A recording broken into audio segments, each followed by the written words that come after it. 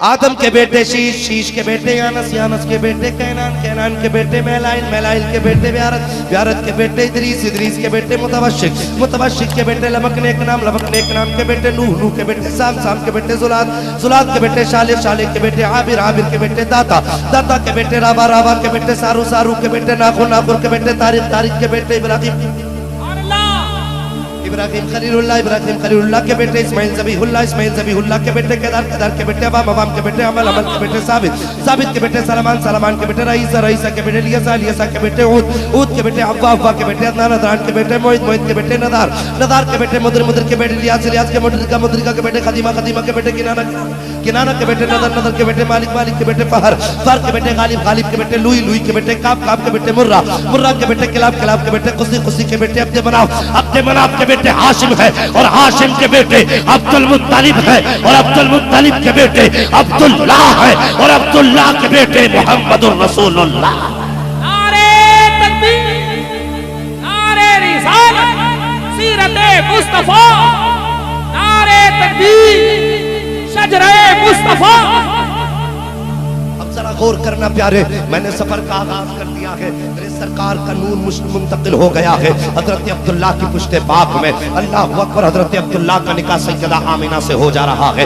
آپ کے نکاح کے بعد بھی 2 ماہ کا عرصہ گزرا ہے۔ حضرت عبداللہ سفر پہ تشریف لے جاتے ہیں، سفر پہ تشریف لے کر کے گئے ہیں۔ حضرت آمینہ کا ہاتھ پکڑ کے کہا تھا آمینہ میں پردیس جا رہا ہوں۔ کچھ دن کی بات ہے، جیسی 2 مہینے کے بعد یہ بات کہی ہے۔ اب میں پوچھنا چاہتا ہوں، ذرا جگر پہ ہاتھ رکھ کے سنو، میرے نبی نے بڑا درد برداشت کیا ہے، بڑی مصیبتیں سرکار نے برداشت کی ہے۔ اللہ اکبر، ذرا غور کرنا پیارے، حضرت آمینہ کا، حضرت آمینہ نے حضرت عبداللہ کا دامن تھام کے کہا تھا اے میرے سرتاج پردیس جا رہے ہو، ابھی 2 مہینے کا عرصہ گزرا ہے، آپ کی جدائی میں آمینہ زندگی کیسے گزارے گی؟ جیسی اتنا جملہ آپ نے ارشاد فرمایا ہے، حضرت عبداللہ نے سیدہ آمینہ کا ہاتھ پکڑ کے کہا تھا اے میری آمینہ چند دن کی جدائی کی بات ہے، کچھ دن کے بعد عبداللہ واپس آ جائے گا اور تیرے ہاتھ کی پکی روٹی کھائے گا۔ اتنا کہہ کر کے آپ نے جیسی دروازے سے باہر قدم نکالا ہے، سیدہ آمینہ دروازے پہ آ کے کھڑی ہو جاتی ہے، وہ برستی آنکھوں سے اپنے شوہر کو رخصت کر رہی ہے، وہ بھیگی پلکوں کے سائے میں عبداللہ کا جانا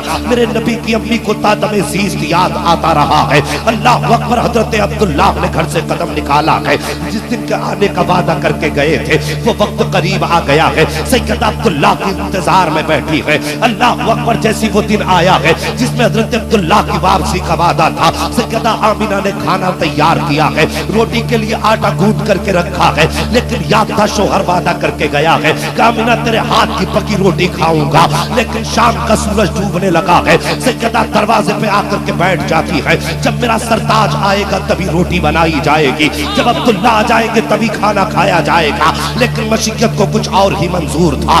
سورج آ کر کے ڈوب جاتا ہے، پرندے اپنے گھونسلوں میں واپس چلے جاتے ہیں، لیکن نبی کے والد واپس نہیں آئے ہیں۔ جیسی رات گزر گئی ہے، سیدہ آمینہ نے بیٹھ کر کے رات گزاری ہے، ساری رات عبداللہ کی بیوی میرے نبی کی امی سوئی نہیں ہے، یہ سوچ کر کے جاگتی رہی تھی کہ اگر رات کو عبداللہ آ جائیں گے اور میری آنکھ لگ جائے گی، اگر دروازہ کھٹکھٹایا تو اٹھ کر کے دروازہ کون کھولے گا؟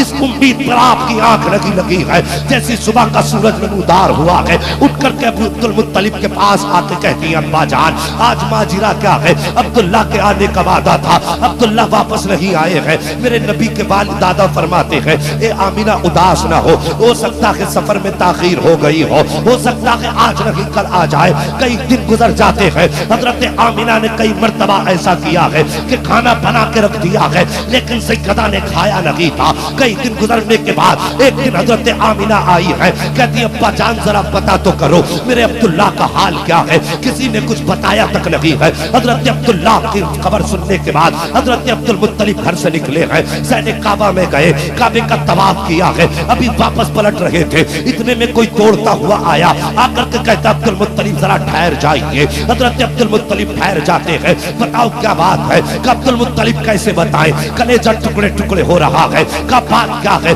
کہ سنو جو عبداللہ تمہارا پردیس گیا تھا تو عبداللہ واپس نہیں آنے والا ہے۔ اتنا سنتے ہیں حضرت عبداللہ کا کلیجہ تھک سے ہو جاتا ہے. کہا کیا خبر لایا ہے؟ کہا میں جھوٹ نہیں کہتا ہوں, اس عبداللہ کا انتقال ہو چکا ہے. اتنا سننا تھا, اس باپ سے پوچھو جس کا لخت جگر پردیس میں رک گیا ہو, اس باپ سے پوچھو جس کا باپ پردیس میں, جس کا بیٹا پردیس رہ گیا ہو. ارے یوسف جدا ہوئے ہیں تو حضرت یعقوب کی آنکھ کی روشنی چلی گئی ہے.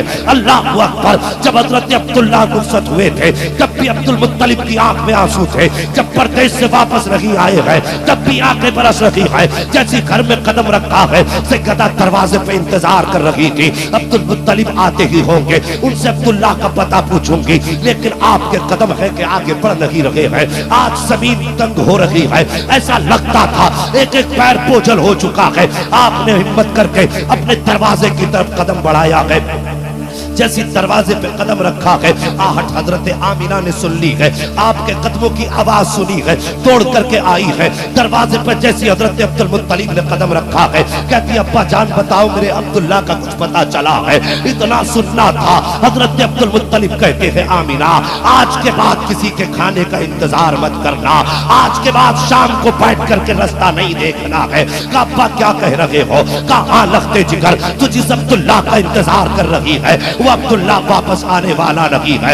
اتنا سننا تھا. نبی کی امی دیوار سے لگ کے ہچکی بھر کے رونے لگ جاتی ہے اور بڑے درد کے ساتھ رو کر کے کہا تھا اے میرے پروردگار عالم یہ کون سی گھڑی آ گئی ہے, ابھی تو میرا لخت جگر دنیا میں آیا نہیں ہے, ابھی اس نے باپ کا چہرہ تک نہیں دیکھا ہے, ابھی باپ نے اس کا چہرہ نہیں دیکھا ہے. میرے مالک باپ کا انتقال پہلے ہو گیا ہے. اے میرے پروردگار میرے بیٹے کو دنیا میں آنے سے پہلے یقین کر دیا گیا ہے. ابھی اتنا جملہ نکلا تھا, غیب سے آواز آئی تھی آمینہ اداس نہ ہو, ہم نے تیرے بیٹے کو لاوارث نہیں بنایا ہے بلکہ سارے زمانے کا وارث بنا کے پیدا کرنا.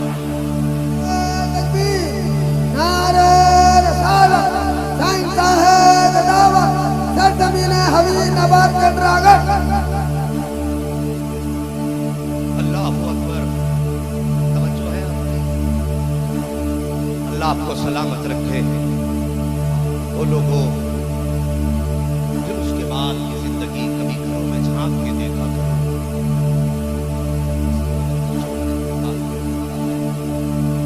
وہ عورت ایک محلے کے تماشا. آج ہماری سوسائٹی کا عالم یہ ہے اگر کوئی غریب بیوہ ہو جاتی ہے تو بجائے اس کے کہ کوئی اس کے کپڑوں سے بدن کو چھپائے کپڑوں میں جھانکنے کی کوشش کرتے ہیں. غریب عورتوں کی قیمتیں لگائی جاتی ہیں چوراہوں پر, غریب بیٹیوں کو خریدنے کی کوشش کی جاتی ہے. کیا آج تیرا میرا معاشرہ ہے؟ بیوہ کے لیے کیا شوہر کی جدائی کا غم کم ہے؟ تو آج کا معاشرہ اسے قدم قدم پہ نہیں ہوتی ہے. اگر بیوہ غریب ہوتی ہے تیرے میرے گھر میں برتن دھونے جاتی ہے تو چند بگڑے ہوئے امیر روڈوں پہ کھڑے ہو کے کہتے ہیں ایک رات کے 500 روپے دیں گے ہمارے ساتھ زندگی گزار لے.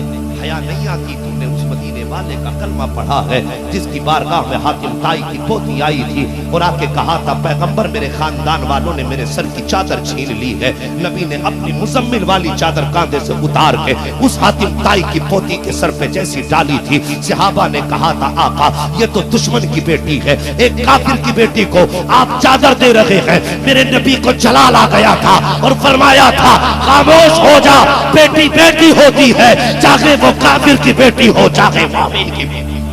نعرہ تکبیر, نعرہ رسالت, سیرت مصطفیٰ, اخلاق مصطفیٰ, کردار مصطفیٰ. آج اس نبی کی امت اپنے نبی کے کلمہ پڑھنے والی بیٹیوں کے بدن کے کپڑے نوچتی ہے. ہمیں کیا ہو گیا ہے؟ اللہ اکبر. میں نے عرض کیا تھا آپ سے کہ بیوہ کا درد وہی عورت بتا سکتی ہے جس کے سر پہ شوہر کا سایہ ہے. اللہ سے دعا کرتا ہوں اللہ میرے دلدار بھائی کو لمبی عمر عطا فرما, اس لیے کہ ان کے جگر میں صرف جلسوں کا شوق نہیں بلکہ ملت کا درد بھی ہے. میں جانتا ہوں یہ کتنے غریبوں کے کام آتے ہیں, کتنی بیواؤں کے کام آتے ہیں, اور ماشاءاللہ بنا کسی تفریق کے ہندو ہو کہ مسلم ہو، سکھ ہو کہ عیسائی ہو، کوئی بھی ان کے پاس آتا ہے تو اس کا یہ سوچ کے کام کرتے ہیں یار جس کا بھی بھلا ہو جائے، جانے کے بعد یہی کہے گا یار کام اس نے کرایا ہمارا جو کلمہ مدینے والے کا پڑھتا ہے۔ اللہ سے دعائیں کیا کرو اللہ ہم سب کو کام لے لے جس سے تو بھی راضی ہو، تیرا مدینے والا محبوب بھی راضی ہو جائے۔ جلد سے آپ اپنی زندگی کرتے رہیں گے، میرے بعد بھی بڑا اچھا خطاب آپ کو سننا ہے۔ وہ لوگوں مصطفیٰ کے کردار کو اپنا لو، نبی کی امی نے کتنا درد برداشت یہ اس دور میں بیوہ ہوئی جس دور میں عورت کو پیر کی جوتی سمجھا جاتا تھا، یہ اس دور میں بیوہ ہوئی جس دور میں بیٹے اپنی ماں کو بیچ دیا کرتے تھے۔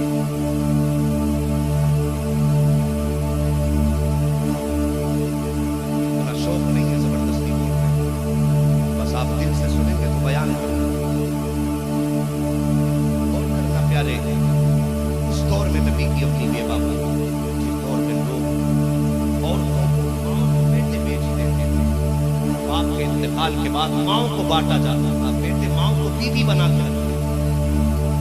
اس دور کی بات کرتا ہوں میں، میرے نبی کی اپنی بیوہ ہوئی، اب کیا تھا اب تو ہر قدر تھا،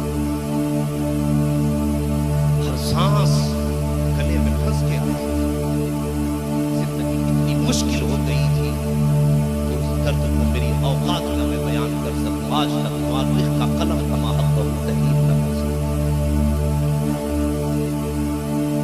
شوہر کی جدائی میں روتے روتے گزرتا تھا، رات کی روتے روتے گزرتے گزرتے ایک مہینہ گزرا، 5 مہینے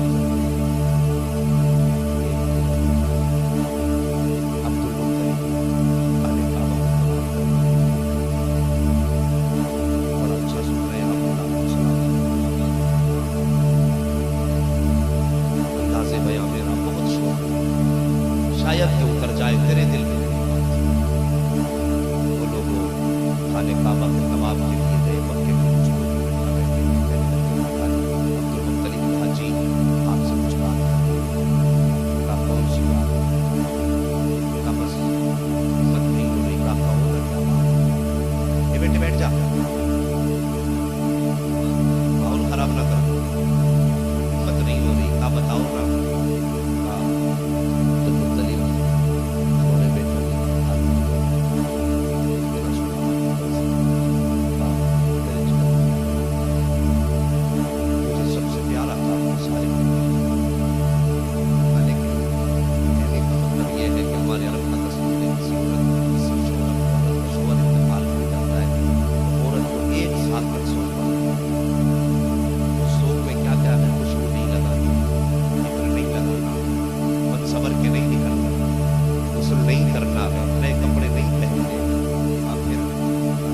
مکے میں چرچا ہے کہ آپ کی بہو عبداللہ کی بیوی بدن پہ ایسی خوشبو لگاتی ہے کہ مکے میں وہ خوشبو کسی کو میسر تک نہیں ہوتی۔